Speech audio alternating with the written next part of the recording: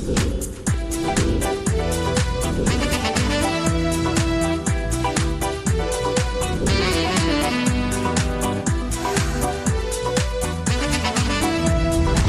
for watching ERi-TV, dear viewers. Welcome to our program. As you can see, we are still at the Asmara Palace Hotel, where the ICES 2025 has kicked off yesterday, 4th of January. Today is the 5th, the second day.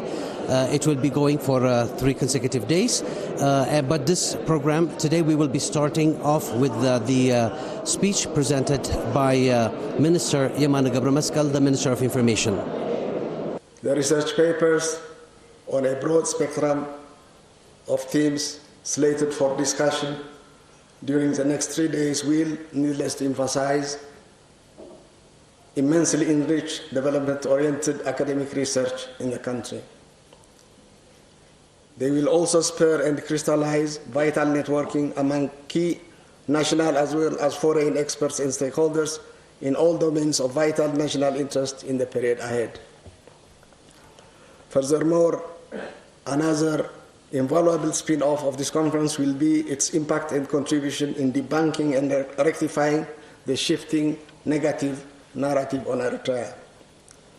This has been pursued for almost 2 decades now without let-up by major legacy media outlets and associated think tanks. The optimism must, of course, be tempered with a dose of realism.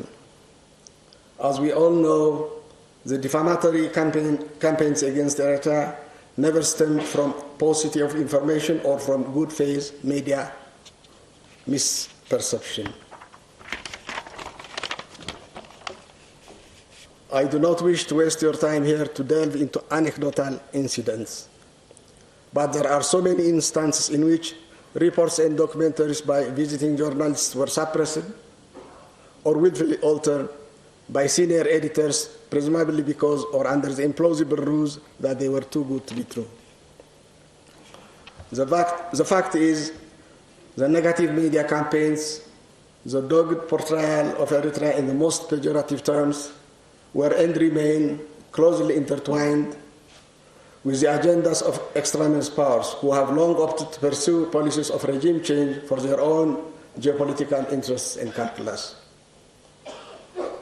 Madam Chairperson, distinguished participants, let me now revert to highlight in very broad terms Eritrea's perspectives on current and unfolding international and regional trends, as well as its domestic development policies and priorities. As we all agree, these are very turbulent and trying times by all historical matrices. The global security structure is literally under unprecedented and dangerous stress. The spiral of inexorable escalation in Ukraine, mushrooming wars in Gaza and the greater Middle East are fraught, perhaps for the first time after the Second World War, with precipitating a nuclear Armageddon. Irrational and improbable as this domestic doomsday scenario may have seemed in the past decades or even a few years ago. The world has, of course, seen calamities of monstrous proportions in earlier times. Due to the sheer magnitude of the destruction and human losses that they inculcated, the First and Second World Wars may represent the nadir or lowest point of humanity's inexcusable failures. But slavery, colonialism, and multiple proxy wars that have and continue to rage, especially in the global south, were and are no less tolerable in terms of humane and ethical considerations. Indeed, if our so-called civilized, technologically advanced, post-industrial world has been spared from another global conflagration in the past 8 years, this was not due to some higher moral calling, statesmanship, or wisdom. It was not based on a judicious architecture of global governance.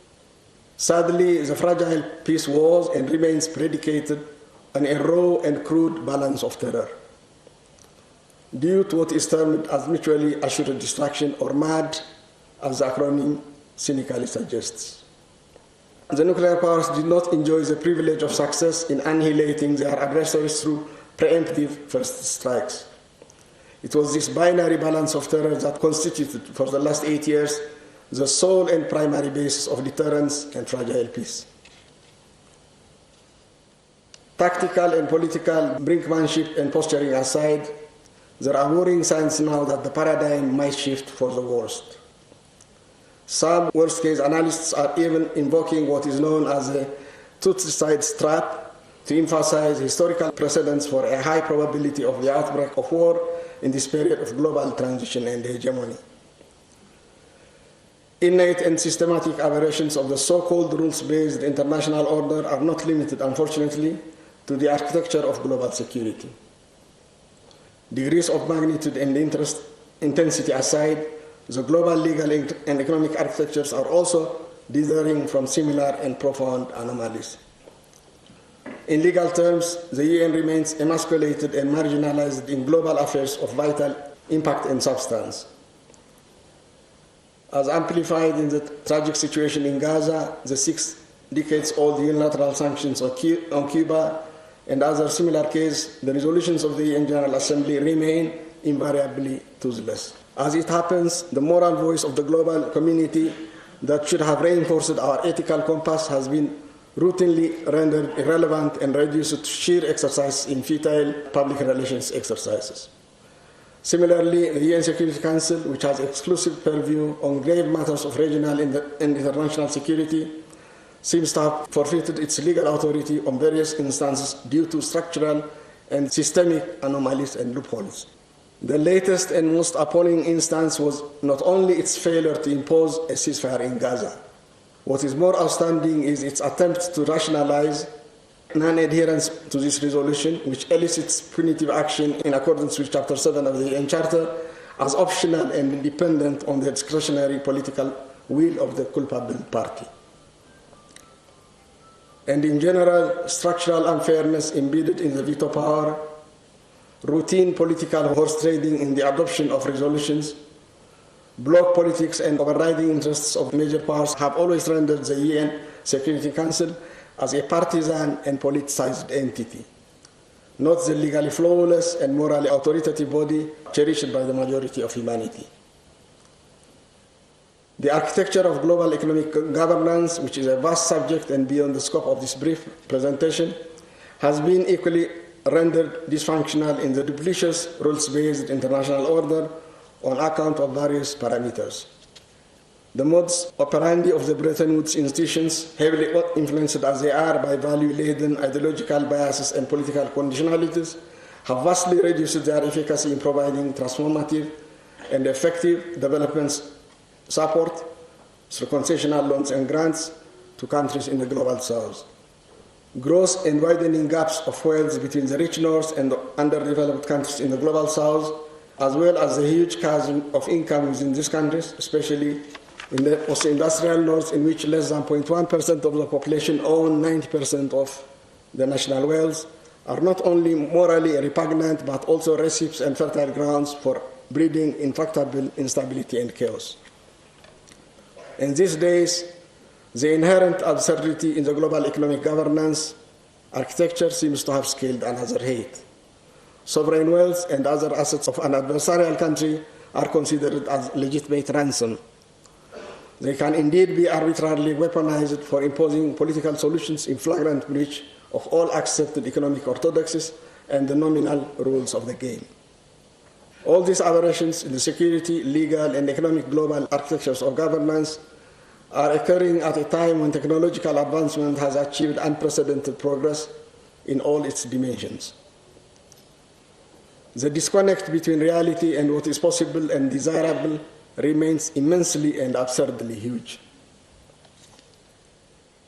Humanity can indeed work out a viable and sustainable global system that can advance human dignity under a common global social contract of compassion, fairness, and solidarity. This is simple common sense. It is what is arguably cherished by the vast majority of the peoples of the world. Let us be more clear.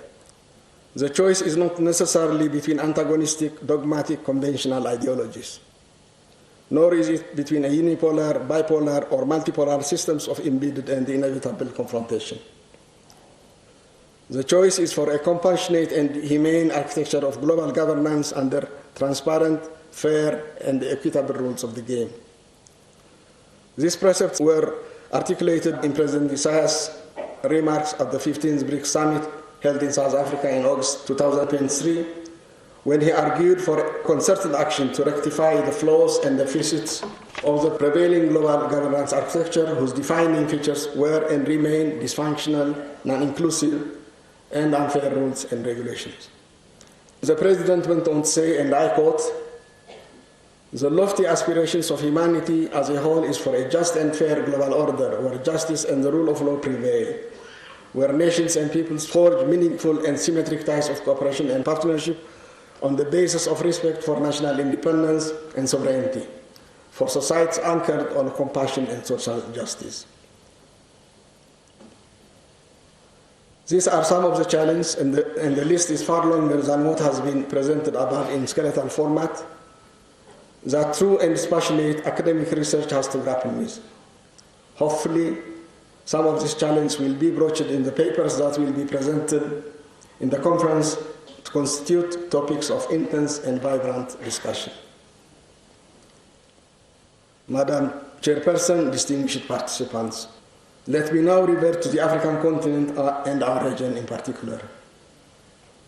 The developmental and security challenges and trends in the African continent as a whole, and the wider Horn of Africa, Nile Basin, and Red Sea neighborhoods in particular, can only be gauged against the backdrop and within the constraints and parameters of the fragile global governance architectures outlined above. Africa's daunting challenges are too evident to merit much elaboration. Indeed, as the grim statistics amplify, Africa's share of world trade stands at a paltry 2%, while extreme poverty affects over 460 million of its population. Few exceptions notwithstanding, Africa continues to export raw materials to the global market at lowest prices.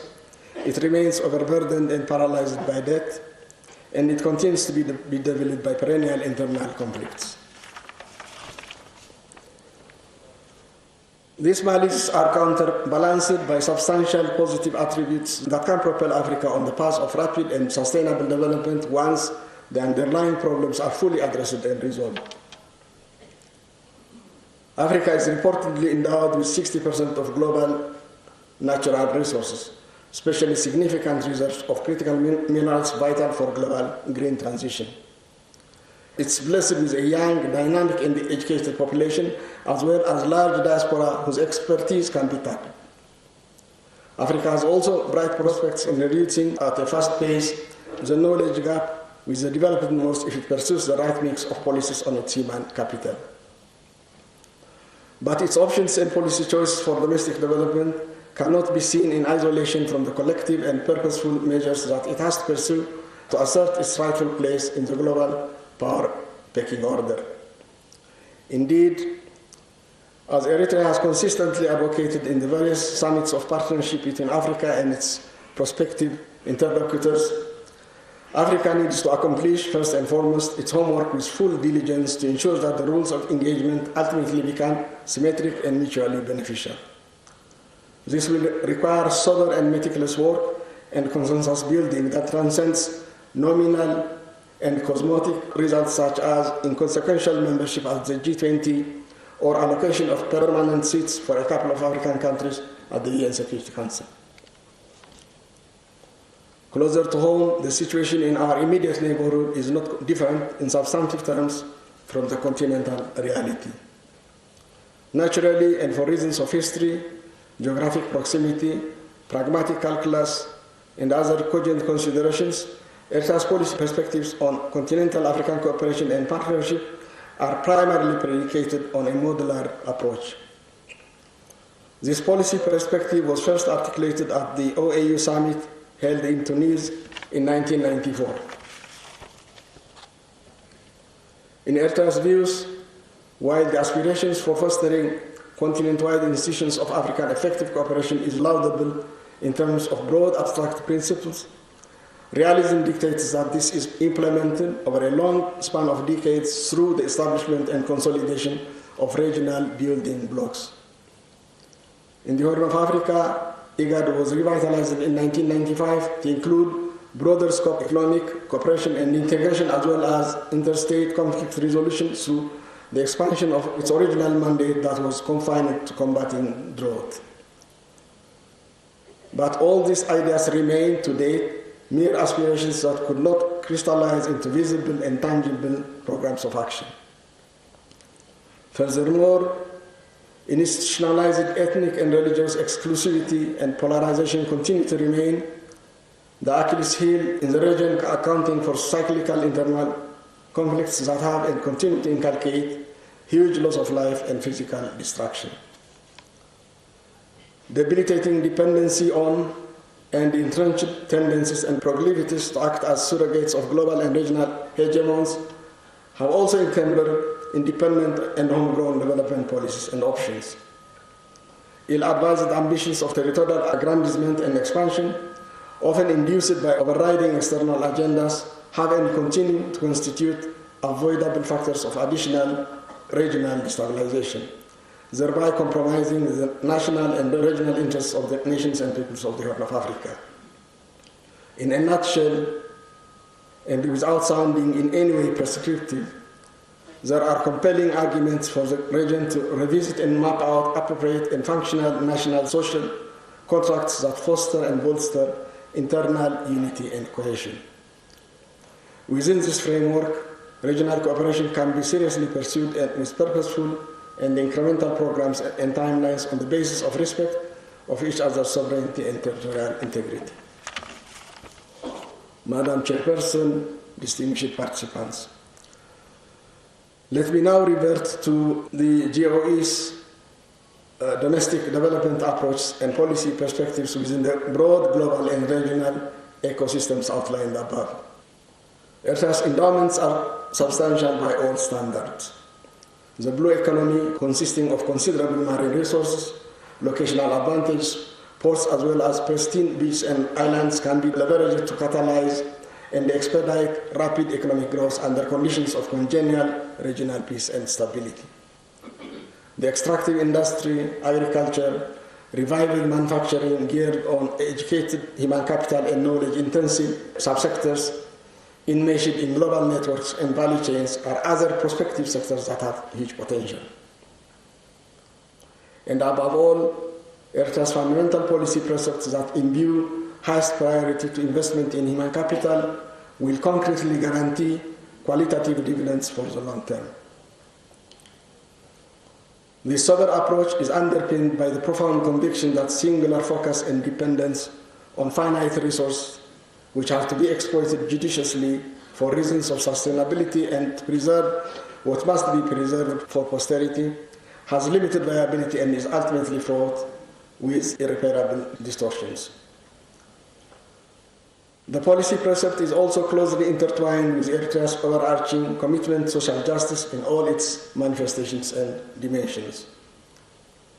Free education from kindergarten to the tertiary level and provisions of highly subsidized health services, including waiver of all payments for those without any means when necessary, so as to ascertain equal opportunities and a level playing field, greater focus on deprived areas, narrowing the urban-rural gap in terms of allocation of budgetary resources for physical and social infrastructure are pursued rigorously to advance this policy commitment. It must be emphasized here that Eritrea's social contract, hinged as it is on comprehensive social justice, does not stem from a humanistic, philosophical, and political convictions alone. Embedded in the philosophy is a keen and implicit tribute to and recognition of stakeholder rights. The additional acknowledgement that Eritrea is a nation whose citizens have all paid heavy and almost unparalleled sacrifice to assert and defend their inalienable human and national rights. As such, they deserve their proper share in the national pie. But in spite of these purposeful policy perspectives, Eritrea's post-independence developmental achievements have not been commensurate with its relentless efforts in the past 3 decades or in terms of its aspirations and latent potentialities. Imposed wars, unwarranted sanctions, and related adversities have compounded the generic global and regional hurdles described above. Let me also emphasize that instead of making reparations for the damage incurred for almost 10 years until 2018 by the unwarranted UN Security Council sanctions, the US and the EU have slammed new and unilateral sanctions against Eritrea's defense and security institutions in the past 3 years. The raft of sanctions imposed by the Biden administration target the Eritrean Defense Force, the PFDJ, and their respective institutions, including the Army Chief of Staff and the head of the PFDJ Economic Affairs, while the EU's coordinated measures are focused on Eritrea's National Security Office. These deplorable acts, essentially concocted to weaken and downgrade Eritrea's economic and defense capabilities, only expose their entrenched policies of hostility. All these cogent realities amplify the interlinked and symbiotic global and regional challenges that Eritrea will continue to grapple with in its focused and full-fledged pursuit of national development and growth. In this context, it's gratifying to note that the conference will address all these interrelated themes in greater depth in its proceedings in the next 3 days. Let me conclude by wishing you the best of success in all your proceedings. I thank you.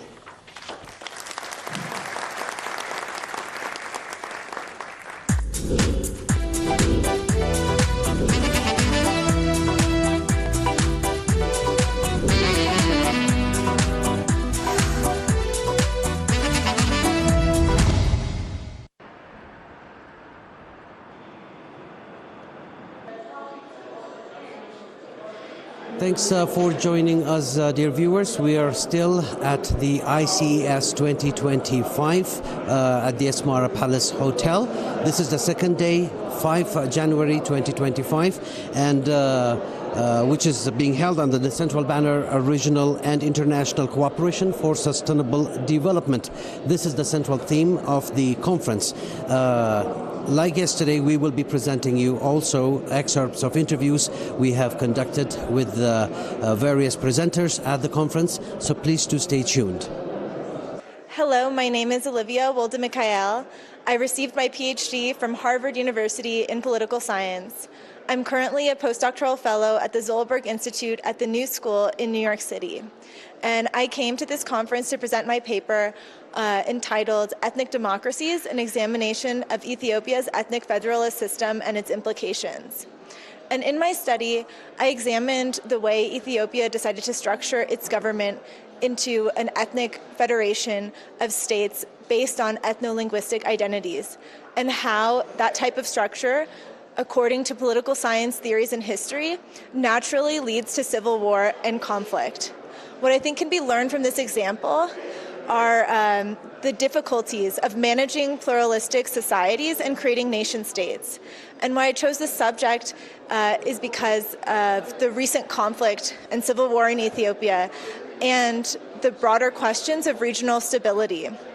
And I believe that the lessons that we can take from the choices that other countries in the Horn make can help Eritrea continue to have stable and peaceful futures, and can help us generate greater understanding among the region and create an idea of citizenship and belonging to the Greater Horn region.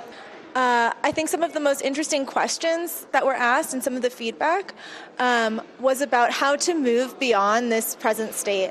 And I think that's been some of the most interesting questions in the conference, is that we can have criticism and we can see failure, particularly in neighboring states, but what is the next step and how do we move beyond that? And while ideas were generated, of course, nobody has the way forward or the answers, but some of the answers that I had and my co-presenter, Professor Mohammed Hassan, has are both about creating national identities for all countries in the Horn region, but as well as having a greater regional cooperation and integration. This is a beautiful event, that this is a beautiful conference, that it brings together so many different scholars from Eritrea, from the diaspora, and foreigners who are also interested on the subject of Eritrea, that there is an exchange of ideas on so many topics, from how to design design buildings from the patterns of wind to the ancient history of Eritrea and the archaeology of civilizations of over 4,000 years ago to modern day state relations and tensions. And so what I would encourage is to keep learning and to keep engaging in scholarship. I emphasize my university because I think I'm probably one of the few Eritreans to have passed through Harvard's doors, certainly for a PhD, and perhaps one of the few in political science. And from all of these scholars who've been trained here and internationally, we're probably some of the first from this country, from this heritage, to be the ones in our field. So to bring us together is the future of Eritrea, is the way forward, is to invest in learning, in knowledge, and in the exchange of ideas. My name is Dawit Gebra Mikael Habte, and the title of our presentation was Looking Forward to Digital Development in Eritrea. And the paper is prepared by Professor Kiflay Gebramedhin of Cornell University and myself. And it looks like from the feedback, people were paying attention and they seem to have grasped the message of the presentation. We have gone through a lot.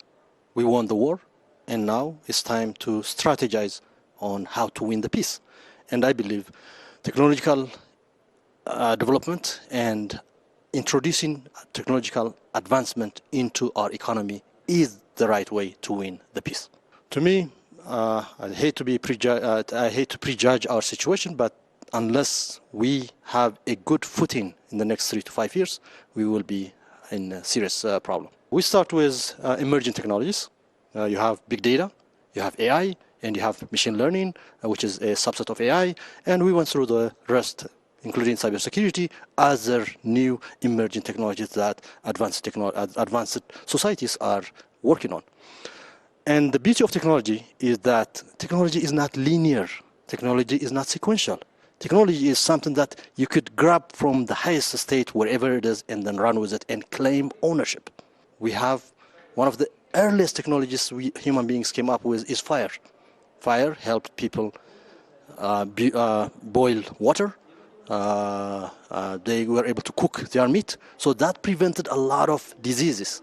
So they elongated their lifespan. But at the same time, fire was the most dangerous innovation because it destroyed forestation. It did a lot of danger. But again, we never stopped using fire.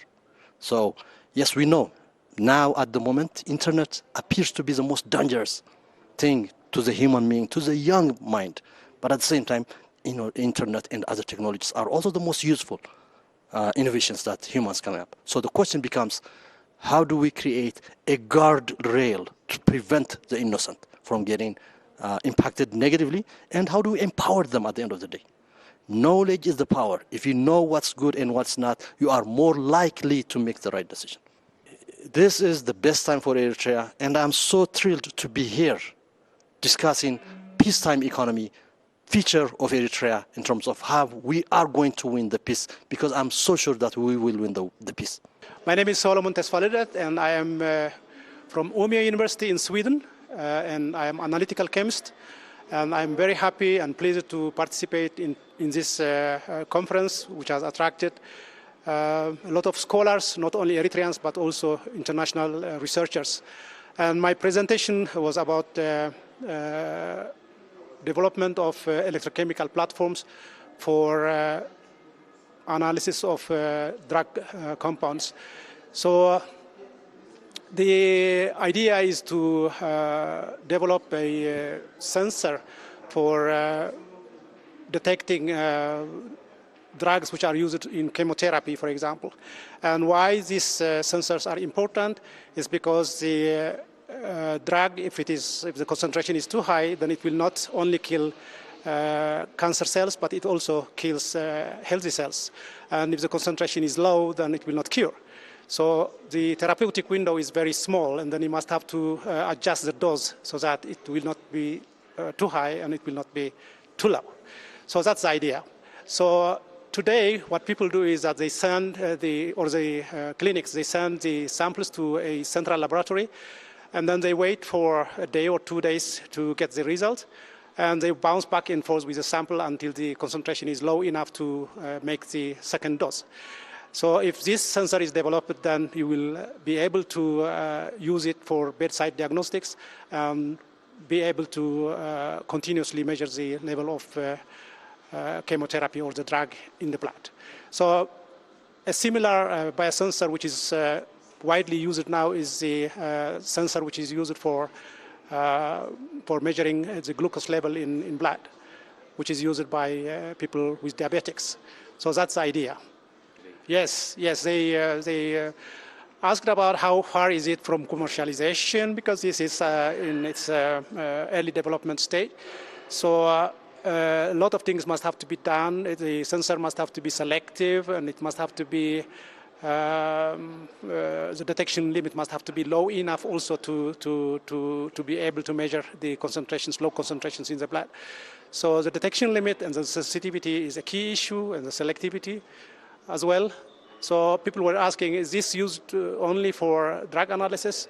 No, it will be also be used for other substances, because the electrode can be modified in different ways in order to be able to use it for detection of metals, for example, or pesticides.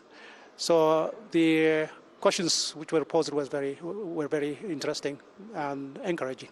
I have been here before teaching at Asmara University for one semester, and I know some of the researchers and teachers, and this was lacking before. And then I think this type of platform for researchers to interact is very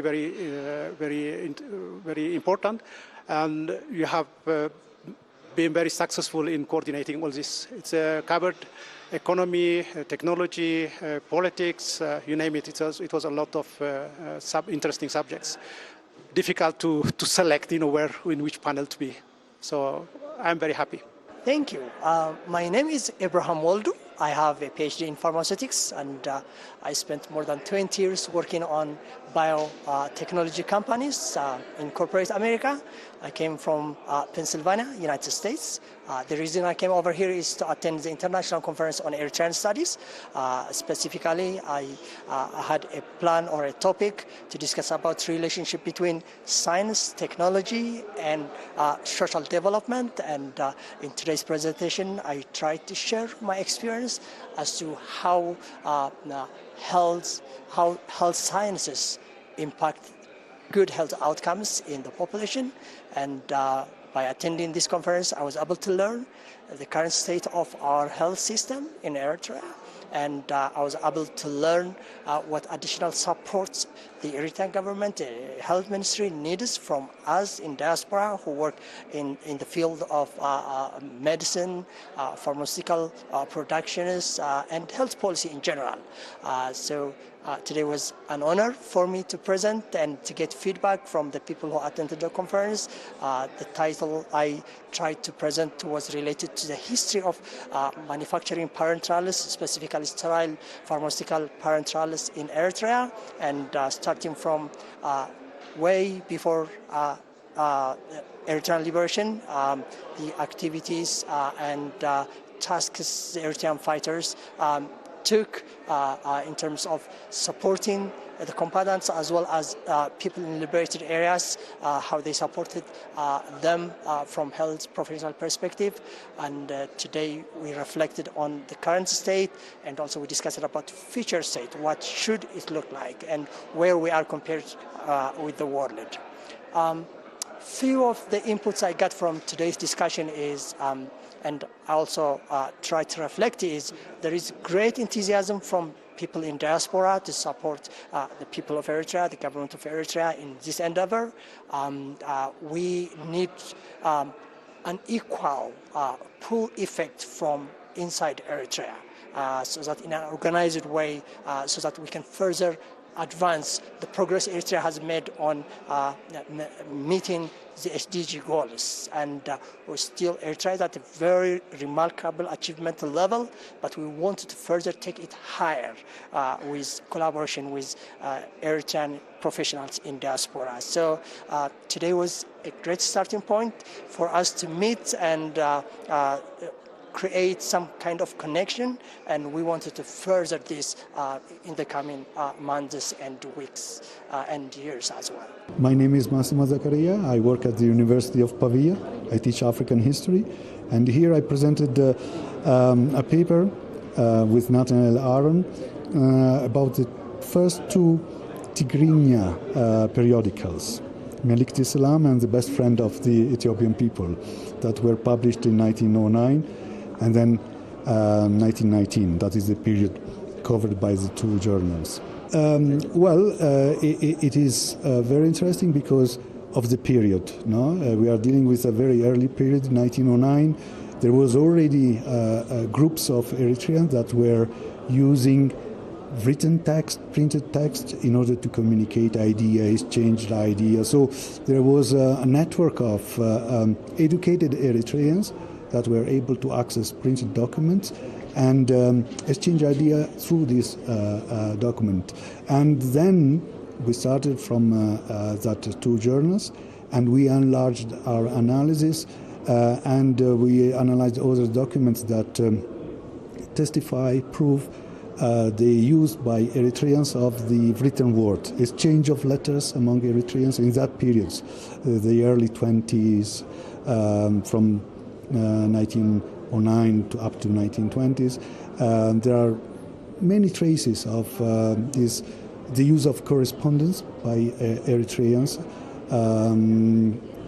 to deal with the local authorities, but also many askari fighting in Libya. They were writing home letters, they were exchanging postcards among themselves.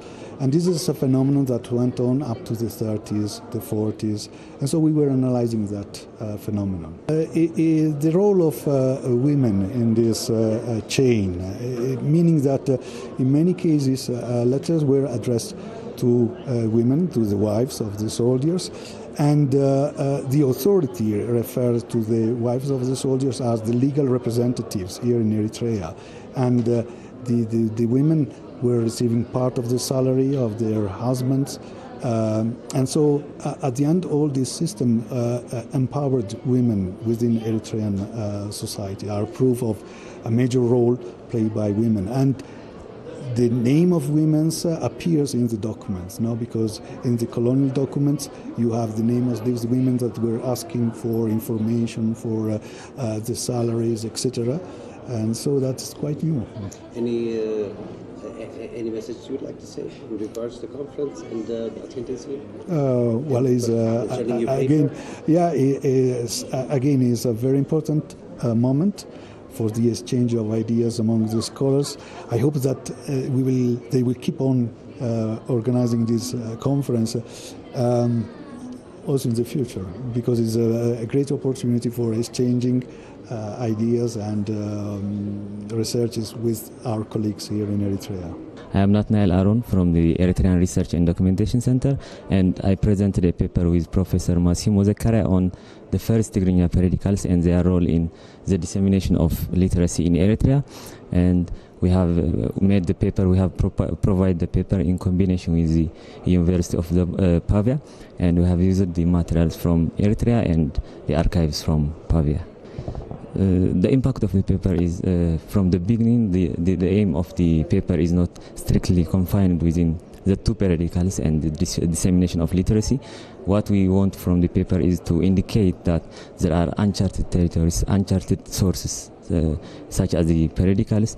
So the aim was to show that something new can be found by analyzing such newspapers, aged newspapers. So we tried to pass the message that through analyzing such newspapers, that the gradual transformation of the society of Eritrea can be closely traced, and gaps in history can be filled, and finally new directions in research can be unveiled or provided. My name is Mohammed Hassan. I'm Ethiopian. I live in Belgium. I'm a father of 4 children, and I'm also a grandfather of 3 girls. I lived in Belgium almost for 50 years. I was a member of the Labour Party of Belgium. I was also one of the editor of our theoretical journal called Etudes Marxistes.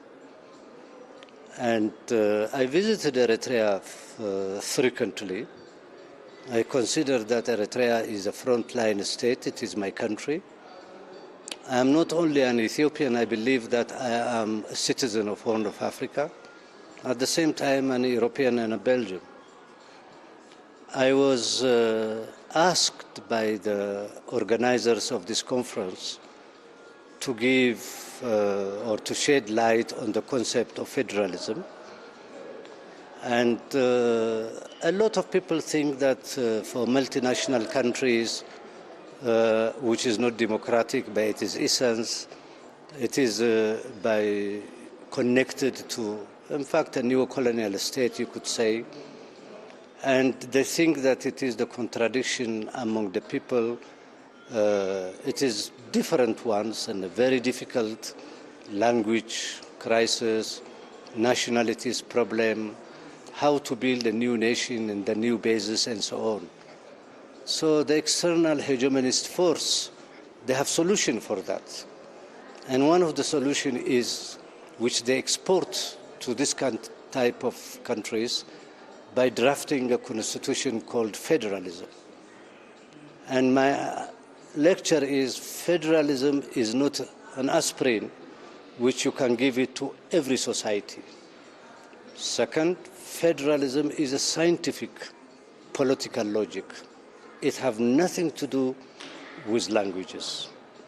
Second, federalism is a process of centralization. And I tried to explain the 4 federal states. 3 of them one is United States. It has nothing to do with language.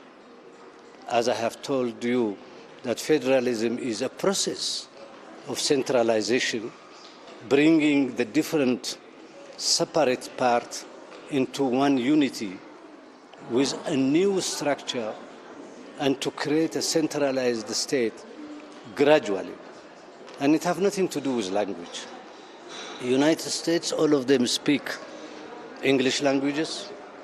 The United States federal state, it came because the states, they were an independent entities in the past, and to merge all of them into one big nation. So it's it's a process of centralization. The same Germany. Feudal Germany had a lot of small feudal states, probably even 800 of them. Finally, the debate among the Germans to create a modern state, the biggest one is Prussia. Once the election came and Bismarck was appointed, Germans, it took them 80 years, a debate in Frankfurt, how to create a new German nation. At the same time, German industry was developing in a fastest rate. Transportation was increasing. German railways built, which unified everybody, and the language was spoken everywhere is in German language. Finally, they came to the understanding that they have to create a federal German state, and it is not based on different languages. The language all of them spoke was German. There were different entities. They were divided for a very long time with different feudal states, and they wanted to create a modern nation and a new basis. So to show that it is federalism have nothing to do with language. The third country I analyzed is Switzerland. People get confused when they see the Swiss. Swiss is a very rich nation, a very small nation, which is in fact a mountainous country. And how come that the Swiss federalism came?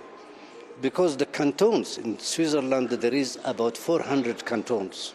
And these 400 cantons, they came from a historical point of view. One is because of the Romans. They wanted to go they wanted to go to what now is France and Spain. The army of the Roman Empire was crossing through Switzerland. At that moment, there was no airplanes, there was no highways, there was no train.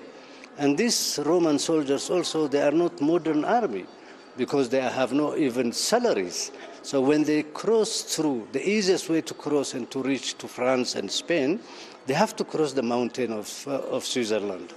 when they come, these hordes of army of the Romans, they destroy and loot every villages they pass. So finally, the Swiss, they have to defend themselves, and they organize themselves in cantons. And some cantons speak one language, some speak two languages, some speak three languages. In fact, the cantons is like a self-defense mechanism which was built. Finally, when Switzerland was going to the second stage, which means to create a modern nation state and a modern economic of capitalism, that 400 cantons, each of the cantons had their own taxes.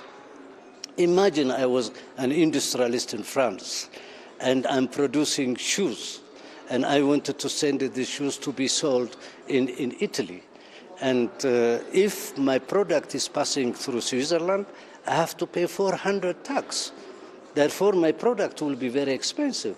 So most of the business people and industrialists avoided Switzerland because there is 400 type of taxes, and this brought a very serious crisis for the Swiss because there was no business. They have a lot of multiplied taxes.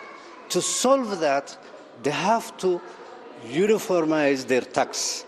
And that uniformization of the tax, they developed a federal. Federalism is a process of centralization and creating also one taxing system in one concentrated area, which is called the Swiss state.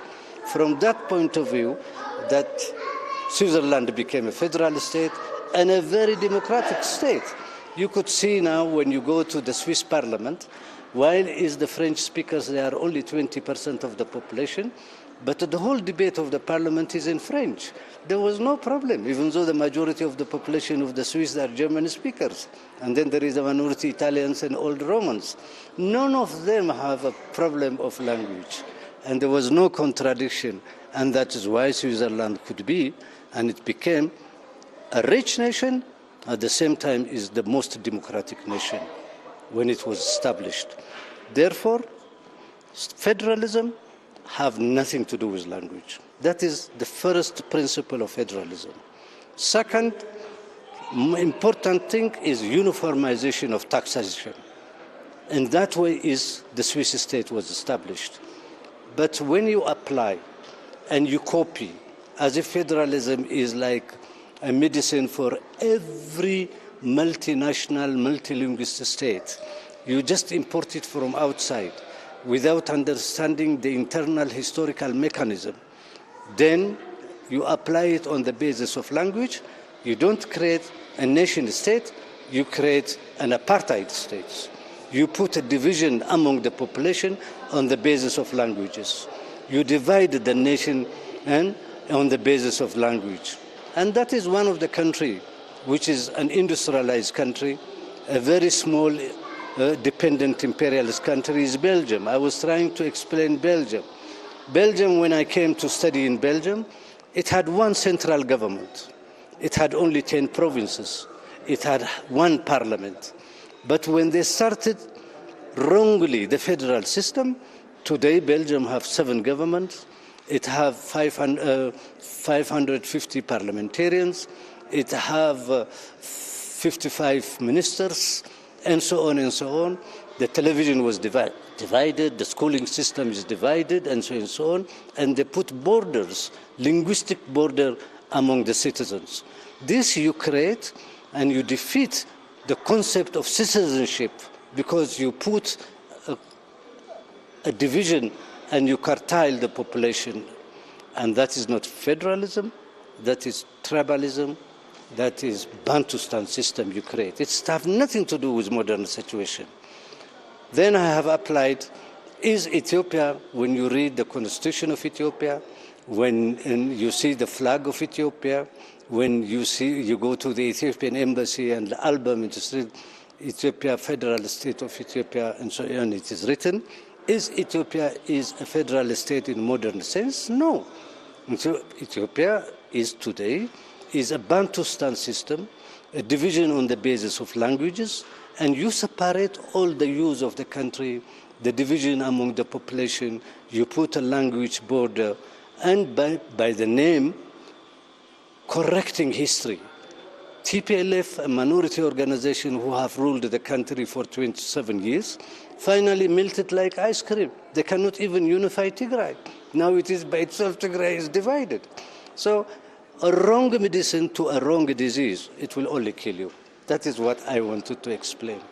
You cannot, it's not aspirin, federalism for every problem. I have spoke about an African country which properly applied and created a nation state, and that is the federal state of Tanzania. Two entities who are totally different. One is an island, it's called Zanzibar. It had been a colony of the British. Then the Zanzibari Revolution in 1964 came. Another one is Tanganyika, which is German, the biggest one, a German colony. Then Germans were defeated, and then it was given for the British for a while, and Tanzania or Tanganyika got independent. In Tanganyika, there is 80 languages. Both entities, Zanzibar and Tanganyika, both of them speak Swahili, and Swahili became the national unity language. In Tanganyika, there is 80 African languages. Today, when you go to Tanzania and you ask any child in the street, any person in the street, or any woman in the street, she will tell you, I'm Tanzanian. Because there is no linguistic division, because the language which unifies the Tanzanians and Tanzanian nation is Swahili, which is common to the Zanzibaris, and it is also common to the Tanganyikan. That is why, and I salute for that, one of the most achievement of Muallimu or President Julius Nyerere, one of the things he have achieved is building a nation state and the basis of citizenship. That was my lecture. My presentation was on task shifting. It's a process that we consider have decreased days rate from mothers and neonates, newborns. So it's a maternal health and newborn health improvisation. So what we said is, instead of remaining only with high level or high quality doctors, we tried to train doctors at a lower level, not specialists, on midwives, skills that used to be only done by the high level care providers. So what we did was, instead of relying on one specialist, you rely on 100 general practitioners. Instead of relying only on 100 general practitioners, you rely on 1,000 midwives. It's these people who can reach the population. So the care, some of it can definitely be done by these lower level caregivers, so long as they are well trained and authorized. Okay. And that's what we did throughout the last 30 years or more of independence, and our achievement is the death rates, the morbidity or health care levels that we have reached. What they picked was on statistical significance rate, and our study was more of qualitative than quantitative. We couldn't apply statistics because that was not our objective. It was a sort of narration on what had been done throughout the last 30 years, particularly after the graduates of the College of Medical Sciences in 2009. We had trained all these general practitioners by degree to do procedures that only specialists were allowed. We gave them abridged courses, like less than 12 weeks after they graduated, and now they are performing activities like cesarean sections and other procedures that were meant to be done only by specialists. Specialists couldn't graduate more than one in a year, and they couldn't come for more than one in a year. But these are spread all to the country, and they are doing the job, saving mothers and newborns. Any final statements you'd like to say? One more statement that I would add is such stories were not being told. As Eritreans, we usually don't tell the positive story. We tend to tell negative stories. So the main purpose of the presentation, I would say, was telling the story that how we decreased the maternal mortality, not by high-cost expense, but by low-cost expense. My name is Dr. David Saraga. I'm obstetrician and gynecologist and a figure fistula surgeon, and I'm working in Orota National Referral Hospital and Teaching Hospital. My paper was about emergency peripartum hysterectomy at Mandafara National Referral and Fistula Hospital of an 8 years duration. Okay, so give me a summary. Okay, the objective of the study was just to collect baseline data for Eritrea because there was a lack of data and there is no any published paper about the problem. So the main objective was to collect the baseline data and to find out what are the incidents of the problem, what are some of the indications for the problem, some of the risk factors, the perinatal and maternal outcome of the problems, and what should be done to prevent this. It's a grave obstetric complication. It's one of the grave obstetric complications which leads to maternal permanent infertility and maternal death and neonatal death. So what should be done to prevent this grave complication? So the feedback you've received, the questions, what kind of questions were forwarded to you, which you think are worth... Okay, well, actually, in my paper, only comments were given about the statistical analysis, and that was the only comment that was given by the audience. Otherwise, so simply, they don't give any other comments. Anything you'd like to say? Okay, this is a very nice. It's from the morning sessions that I've seen. It's a good experience for me because it's given me a broad knowledge about the different variety or sectors. For example, what I see in engineering department, what they present their paper. So it's so excellent paper, and it gives me a broad idea how to deal in our Ministry of Health, how to go and tackle problems in our case, how to intervene in a country side rather than a facility-based study. Dear viewers, that's all we have for you for today. Let's meet tomorrow at the same time on ERi-TV. It is good night from us.